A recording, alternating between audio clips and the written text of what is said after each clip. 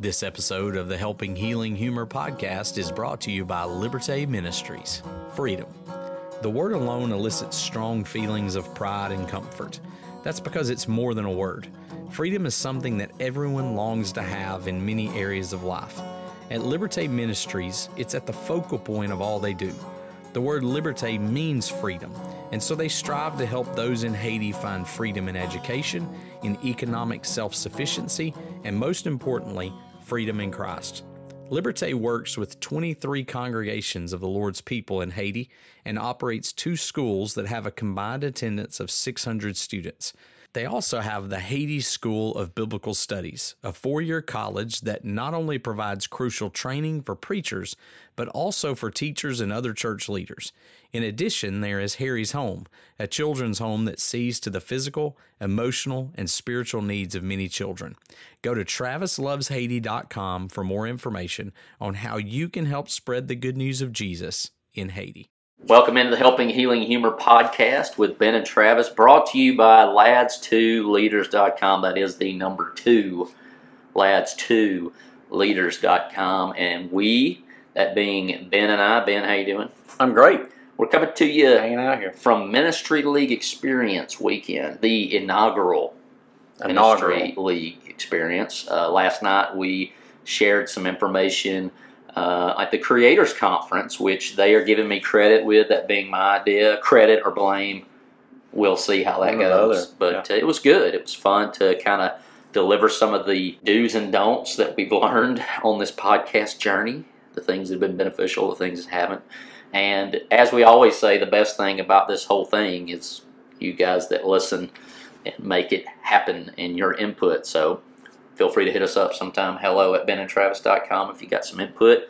Join our Facebook group, facebook.com/groups/Ben and Travis. You give us all the feedback you want. Anytime. In there, we do appreciate it if it's nice. You don't have to we be do, so but degrading. criticism, constructive criticism is helpful as well. So we'll take it. We do like to know what we can do better, what you guys might want to hear about, what you guys may think is beneficial to you. And we try to think of things that we think are, but you guys might have some other ideas. And we try to keep it a little interesting, which kind of leads into a little bit of what we're going to do today, a little bit more of a different spin on some things. Yeah, I just want to make sure, whatever you're listening to this on, make sure to subscribe. If you're on Apple Podcasts, Spotify, subscribe so you get that notification. If you're seeing it on YouTube, subscribe. Hit the notification bell so you don't miss an opportunity to make fun of us or listen along, whichever one. Either one. You choose to do. But we're going to jump on and talk a little bit about movie quotes, maybe inspirational movie quotes. And I don't know about you, but I love going to the movies. I've gone to the movies by myself before just because I wanted to go to a movie.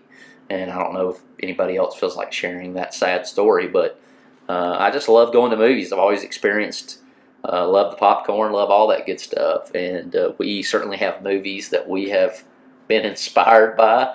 And you guys use that word. You guys are suffering as a result of, because of the comedy that we've watched through the years. We've always kind of been in awe of Lonnie Jones's ability to write skits and do things. And when we kind of ask him about that, it just comes off from his head. Yeah. And all of our stuff comes from something we've seen before. Like, hey, have you seen this? Yeah. You remember how they did this? And so you probably noticed that on commercials or whatnot. A lot of things have been spinoffs through the years. But and it's kind of amazing, even like fictional things, the movies that are fictional, there are things that you hold on to and can get you through tough situations. Even though that didn't really happen outside of the filming of it, or unless in some cases you don't know that it didn't happen, but we don't know that it did. So, but they are kind of cool how you can depend on things like that sometimes when things are tough, things are hard, and maybe you're struggling a little bit.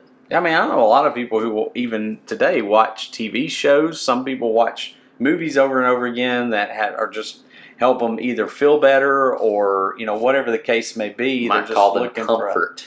Comfort shows things. or comfort movies. Yeah, and I think I went to a conference several years ago where they talked about the idea of hypnosis and what happens with that and the relaxation and the different things. And one of the examples they used is if you ever go to a movie theater and you're so ingrained in the movie that you don't notice people walking in and out. And even maybe at the end of it, if the theater clears out and you're still sitting there staring at the screen, you've somewhat been hypnotized. You know, you go out to eat with somebody and you get so enthralled with the conversation, the whole place empties out and you didn't notice it. You've been so focused on something that you know, you jump at anything that happens, something comes out on the screen because you're just super focused on it.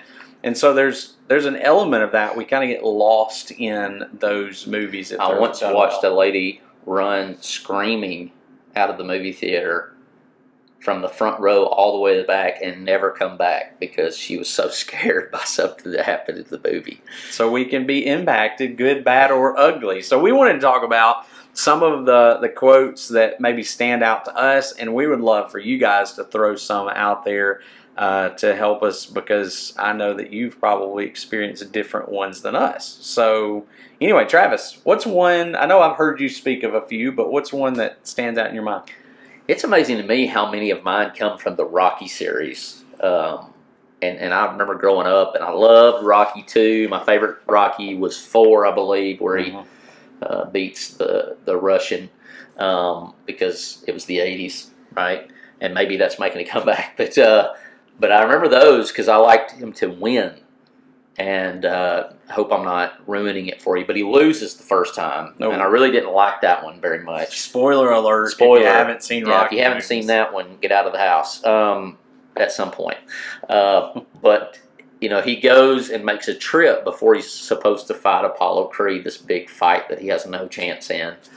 And he goes and looks at the arena, and he comes back home, and he tells Adrian, the love interest, you know, I'm pretty sure I can't beat him, but I just want to go the distance with Creed. I just want to. Nobody's ever went the distance with Creed, and it basically he's like, I know going in that I'm probably going to lose, but I want to give him everything I've got, and which makes me also think of these horror films where the guy chasing them forever and ever, and I'm always been like, he's going to chase me for a while, but at some point, all right, let's just stand our ground.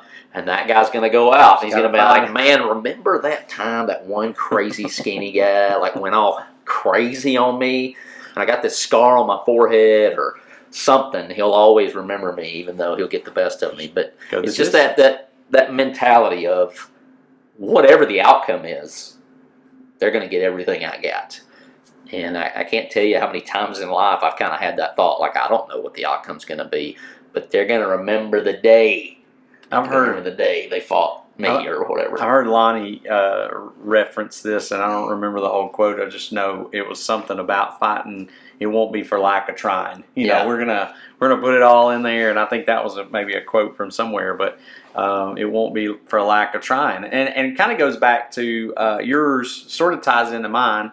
A movie that the two of us watched many times, and you know, we're obviously not advocating everything in every one of the movies that we're talking about. But the movie Braveheart was one of our favorites growing up. I remember us talking about it a ton.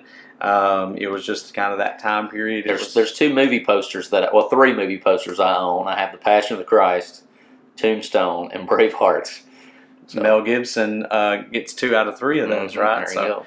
And Tombstone's got some great quotes, but I don't know how many inspirational, just great quotes. But there's that line that everybody quotes from, you know, and we know the end part of it where he says, "You can take our lives, but you'll never take our freedom," and which is a great quote. There's really kind of more to that quote, and I don't have it memorized, but and I'm not going to say it in the Scottish accent. Come on so.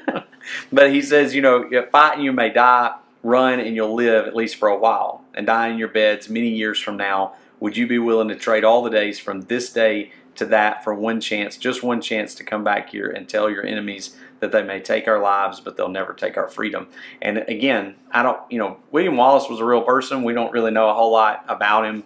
Probably wasn't quite the exact character of Mel Gibson in the movie, but just that quote has always been a great kind of inspiration when I think about that. Is I guess the part more or less about from this day to that, like, you know, what am I, if I look back on this moment, will I go, hey, I've squandered some things, or I've not really, if I would have just taken advantage of that moment. And I don't believe in looking back and going, I messed up that moment, and regretting it. But in the moment thinking, all right, what is my future self going to really want me to do in this situation? What's it going to mean down the road? And so I thought that's a pretty cool quote that similar to that. I'm going to go back to Balboa here, but Rocky Balboa, and he's having a conversation with his son. His son's mad at him because he's messing up his life because his larger than life dad. And he has that quote in there. The whole thing is great, but that quote of it doesn't matter really how hard you hit. It's how hard you can get hit and get back up and keep going. And man, that's life. That's mental health.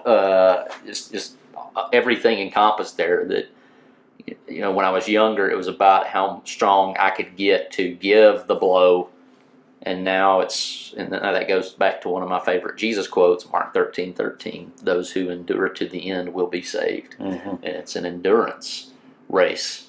How long can you go? And because Jesus is the author and finisher, we focus on Him. Yeah, I think in one of the previous episodes we got asked what our favorite movie was. I think that was it, the favorite movie. And one of the movies that stands out in my mind that most people who know me well know that I'm a huge It's a Wonderful Life fan. So, and there's a lot of quotable quotes in It's a Wonderful Life, but there's a couple, I think more specifically from Clarence, who's the angel, if you've ever watched the movie, and if you haven't, and I talked to somebody the other day that hadn't, and I was like, how did you go your life without watching? You've watched it, right? Yes. I mean, at some point. It comes on a bazillion times, so it's just hard to miss it. But Clarence, after he's taken, and most of you know the storyline, but just to give you a brief synopsis of it, you've got a man who just keeps having to put off his life. Like, he thinks, when I graduate, I'm going to go and see the world. And when he graduates, he's not able to do that because his brother gets called off, I think, to the military, if I'm remembering the order right. And then he's about to go on his honeymoon. He's going to see the world finally because his brother's back. And then the crazy stock market crash and all that kind of stuff. So there's always been these things that have kept him from doing what he wanted to do. And then money gets lost. And so he's at a point where he's at the end of his rope and he's about to take his life. And so as he gets kind of prepared to do that, this angel comes to help him, and so he shows him what life would have been like had he never been born. So you've got this they go back to all the stories where George Bailey has made a difference in people's lives, and he shows him that. And so his quote to him at the end is, "It's strange, isn't it? Each man's life touches so many other lives, and when he isn't around, he leaves an awful hole, doesn't he?" That, again, going back to what have we really done throughout our lives, and if we think, just never, I think David in the book of Psalms basically says, I've never done anything right in my life. In sin, I was conceived in sin and born in sin. Basically, David lamenting, I've never done anything right. Well, when we think that, most of the time, if we really start looking at our lives, there's a bunch of things that we have made an impact on somebody.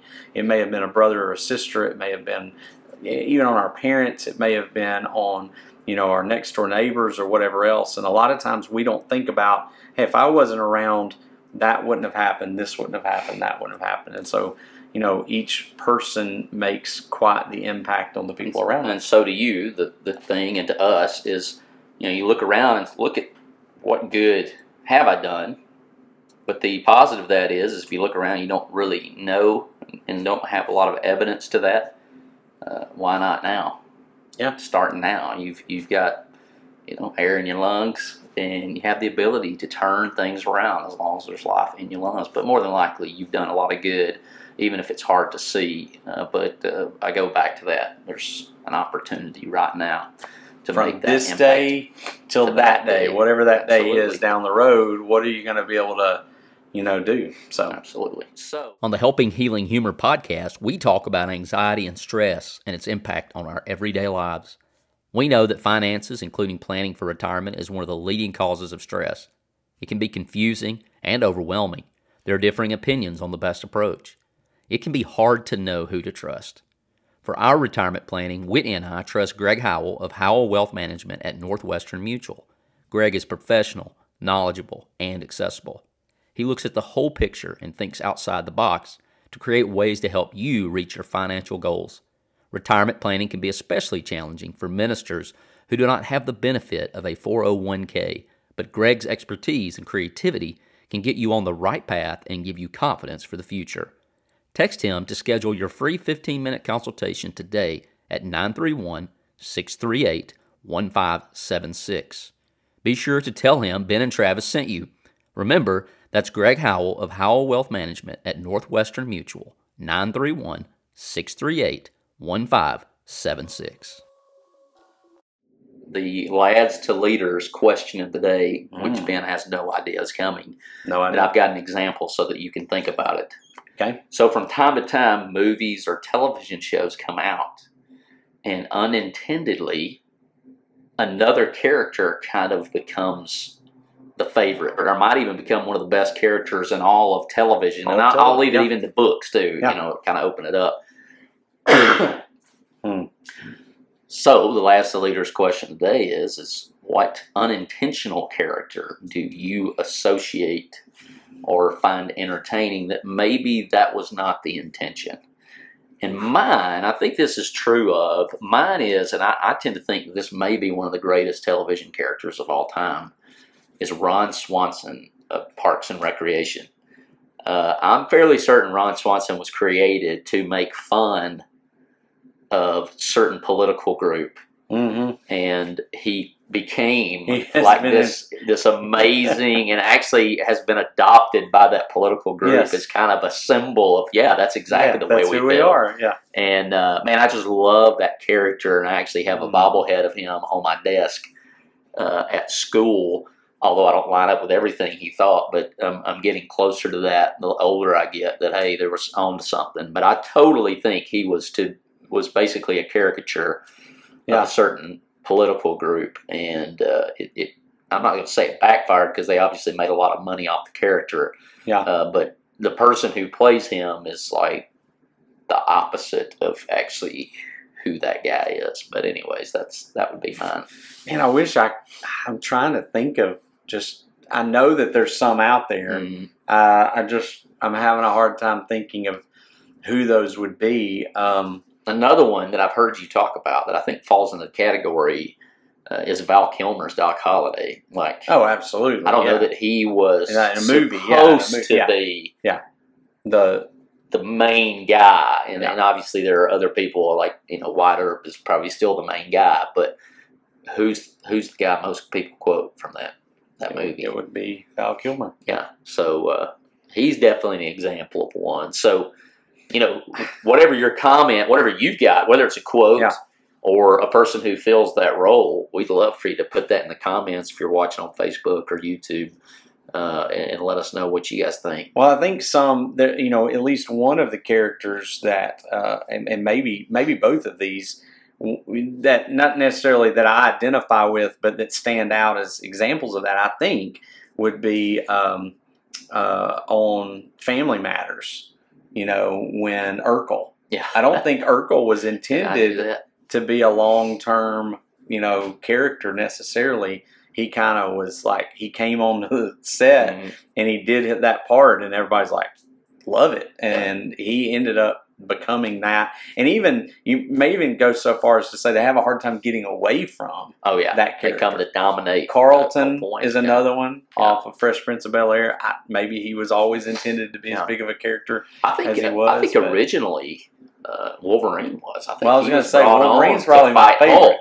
To fight Hulk. He was supposed to be maybe a one-off battle with Hulk, and man, he's one of the most popular comic book characters of all time. Well, as we wrap up our time here with you at Ministry League Experience, it's been a good experience. It's been fun talking a little bit about movies, television shows, and the impact they can have on us, and we certainly hope that all of you have a wonderful week. Ben, take it easy, man. You do the same.